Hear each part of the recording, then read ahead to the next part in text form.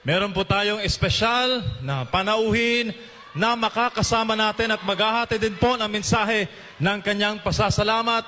Ating pong tinatawag ang Philippine Vice President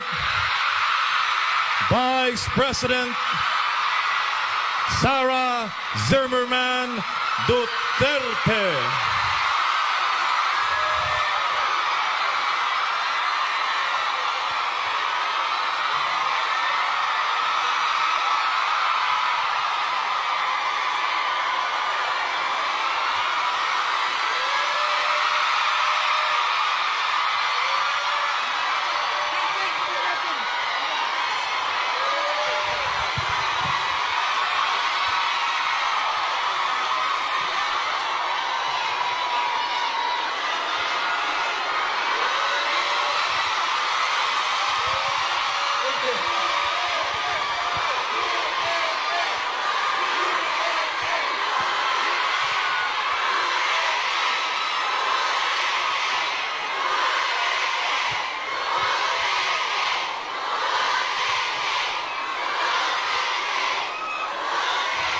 Maraming salamat.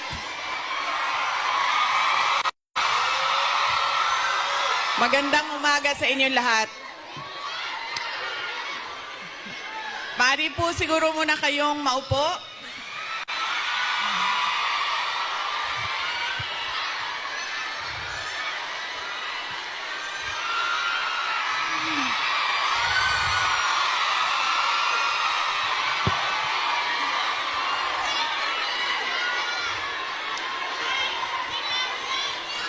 Maraming salamat. Mahal ko kayo.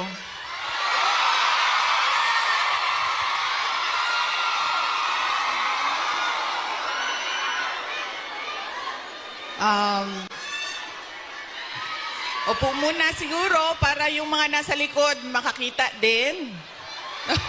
Kawawa naman yung nasa likod. Okay?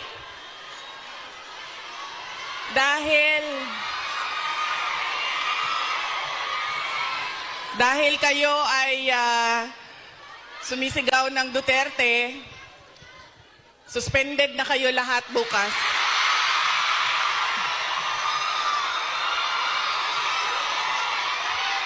Suspended kayo, suspended.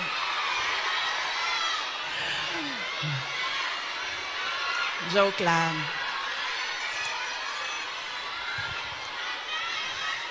Unahin ko muna ang aking mga pagpapasalamat.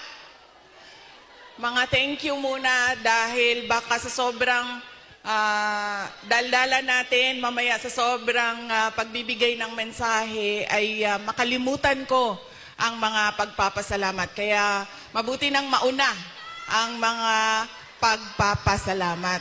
Una, tayong lahat ay nagpapasalamat sa Hong Kong government and sa Hong Kong police sa kanilang tulong sa atin para mabuo ang ating pasasalamat ngayong araw na ito. We would like to thank the Hong Kong government and the Hong Kong police for their cooperation, for their support to our Thanksgiving this morning, on this very beautiful Sunday. Marami tayong mga kababayan na nandoon sa labas at lahat ng mga first-timer na nakakita sa akin.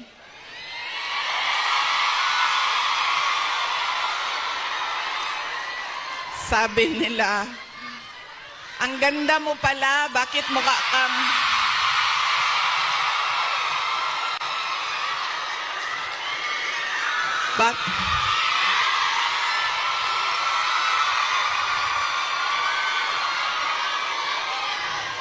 Ay, Macau! Hello! Maraming salamat!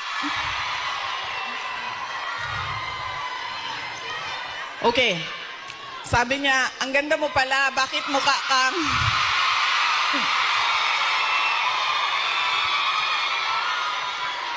Bakit mukha kang Shrek sa mga picture mo sa internet.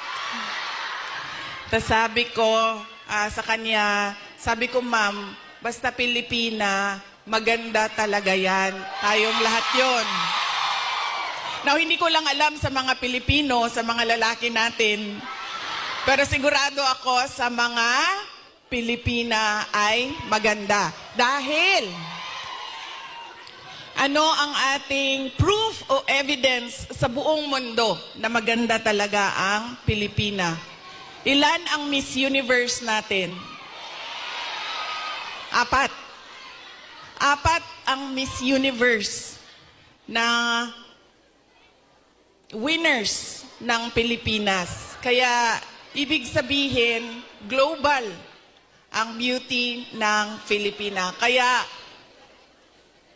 bago ang lahat, sabihin niyo sa lahat ng kaaway ninyo, Pilipina ako, maganda ako.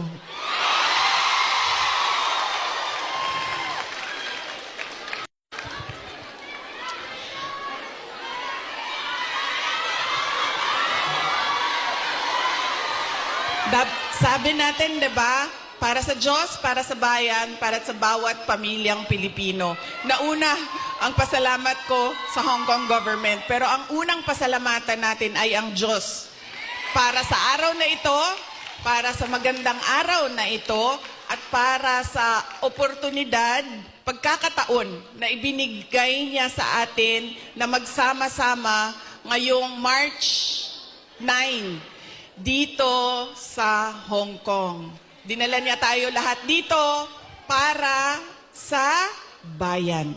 Yan po ang pagpapasalamat natin sa ating Diyos. Dahil binigyan niya tayo ng isang araw ulit na magising, mag-ayos, pumunta dito at pag-usapan ang Thanksgiving, pagpapasalamat at pag-usapan ang ating bayan. Ang sunod na pagpapasalamat ko ay hindi ko isa-isahin yung mga pangalan dahil baka may hindi ako mabanggit at magtampo. So, isa-isahin ko lang ang mga grupo na kailangan natin pagpasalamatan. Unahin ko muna ang Kingdom of Jesus Christ.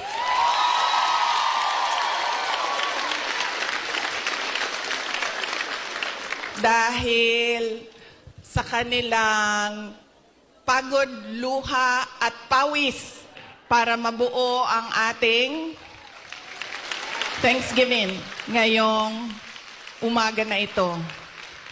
Ang sunod na kailangan natin pagpasalamatan kailangan ko pagpasalamatan ay kayong lahat, mga kababayan namin, mga kababayan namin dito sa, ang iba galing pang Pilipinas. Marami tayong mga bisita na galing Pilipinas, galing Hong Kong, galing Macau, meron pang galing sa China, at merong galing Japan.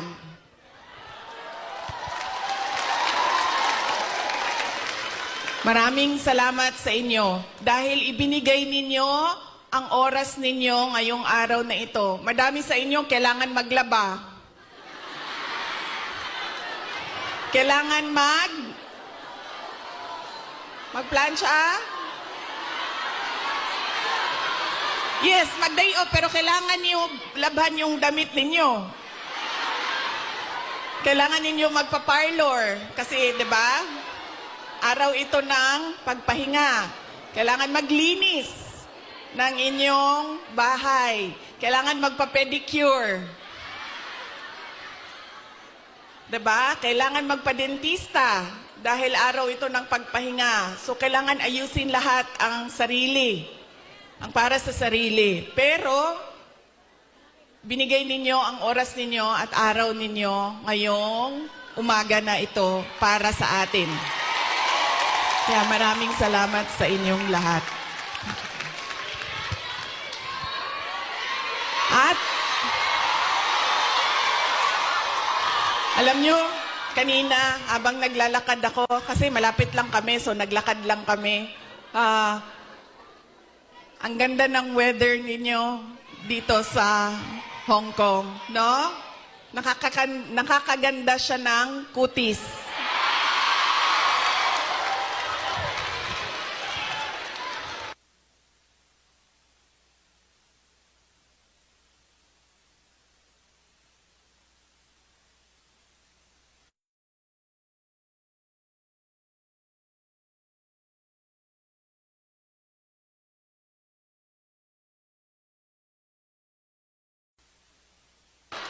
Anong sabi namin na nakatira sa Pilipinas at yung mga nakatira sa mga kababayan natin sa Middle East? Sana all malamig ang tinitirhan. Sana all maganda ang kutis.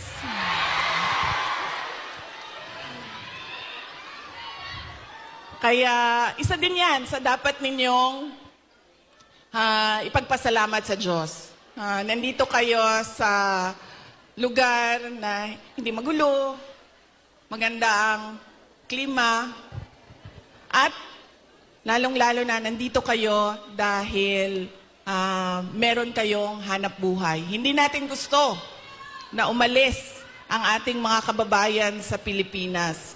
Pero marami sa atin, dahil walang oportunidad sa ating bayan, ay nakikipagsapalaran sa iba't ibang lugar sa mundo para sa inyong mga pamilya. Kaya yun ang sunod natin na pagpasalamatan, yung ating mga mahal sa buhay. Bawat pamilyang Pilipino, kailangan natin magpasalamat sa kanila dahil binibigyan nila tayo ng lakas, sinusuportahan nila tayo, at tinutulungan nila tayo sa ating pakikipagsapalaran sa ibang lugar. Ayaw nila na umalis kayo, ayaw nyo rin na iwanan sila. Pero kailangan natin gawin dahil kailangan suportahan ang ating mga pamilya. Okay? Pagpapasalamat, ulitin ko sa Diyos, sa Hong Kong government, Hong Kong Police, sa KOJC, sa inyong lahat, mga kababayan namin na nandito, at syempre kailangan natin pasalamatan ang PDP laban. Parang tinanggal na ata nila ang laban, no? PDP na lang, no? Opo.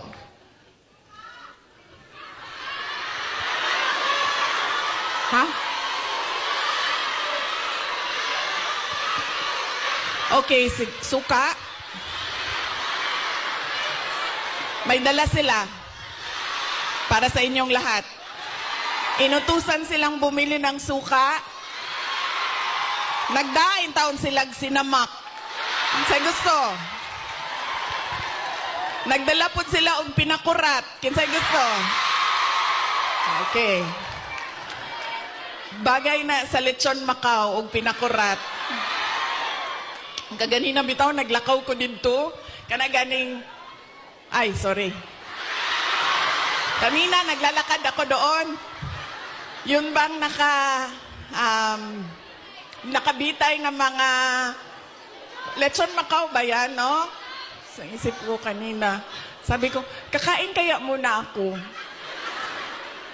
So sabi ko, ay hindi, picturean ko na lang muna. Andito sa aking cellphone yung roasted duck at yung roasted goose. Roasted goose. At, tikman ko nga yun. Balikan ko. Roasted goose at yung parang lechon Macau. Bagay sa suka.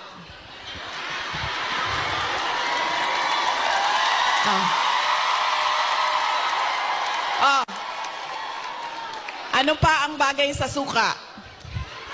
May oras pa ba ako? Bigla na lang ako paalisin dito. Ano pa ang bagay sa suka? Ang ating chorizo longganisa. Diba? Bulad. Chicharon. Mangga. Mangga at suka.